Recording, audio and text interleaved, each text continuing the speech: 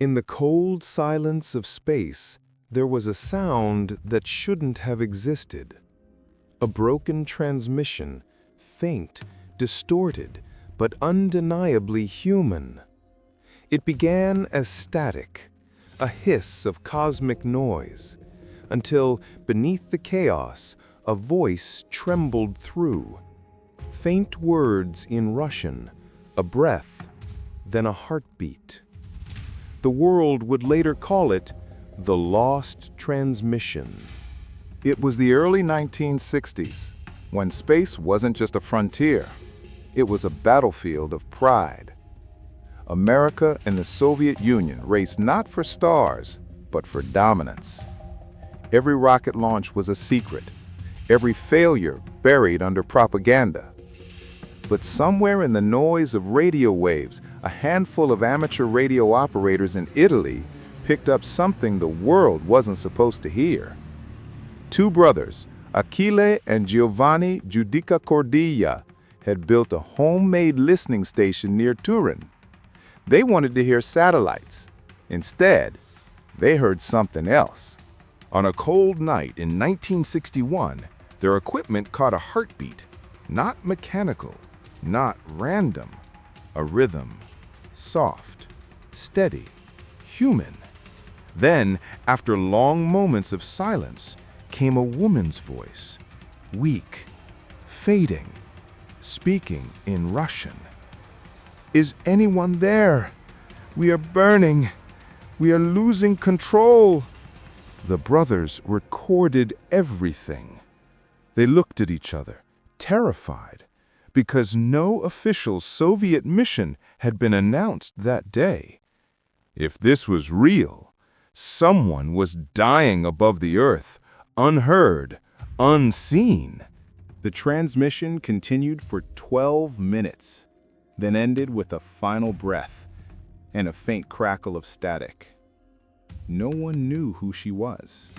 The Soviets denied everything, but over the next few years, more lost transmissions surfaced. Male voices gasping for air, warning of failing oxygen, begging for re-entry. Some believed they were secret cosmonauts sent to orbit before Yuri Gagarin and abandoned when their missions failed. Others said it was all a hoax, but the tapes were real and haunting. Official records never mentioned these missions, yet Soviet engineers who defected later spoke in whispers about ghost flights. They said some missions never returned, some names were erased. The Giudica-Cordiglia brothers released their recordings to journalists, but few dared publish them. In the middle of the Cold War, truth was more dangerous than lies. And so the world forgot. But the signals never stopped.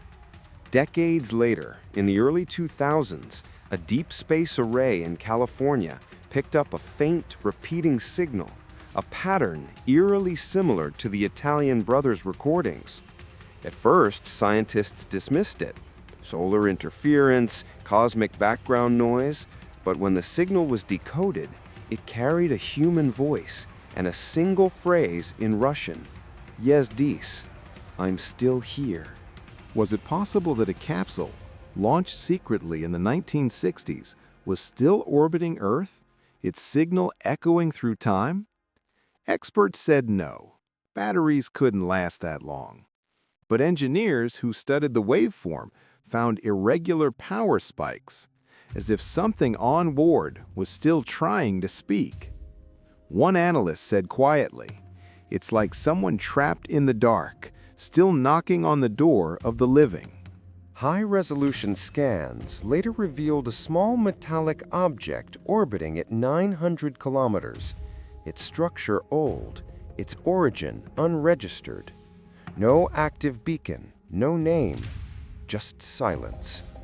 But when the light of the sun hit its surface, photographs showed faded markings, a red star, and the number 3. Space historians believe it might be the remains of one of those lost flights. Others call it coincidence. But when radio operators tuned in, the signal came again. Every time that faint transmission played, people felt the same chill, not because of fear, but because of empathy. A lost human voice, drifting endlessly above us, reminding the world that ambition has a price. The woman or man, whoever they were, became a symbol of silent courage, a whisper that refused to vanish. Today, the so-called lost astronaut is still part of conspiracy and myth. No proof, no confirmation, only that voice still calling across time. And maybe it doesn't matter if it's true, because in that transmission we hear something more than mystery. We hear humanity itself, the desire to be remembered, to not fade quietly into the void. Every orbit carries echoes of those who reached first. Their voices may have died, but their message still circles above. We tried. We dared. We reached. This was Echoes of Orbit.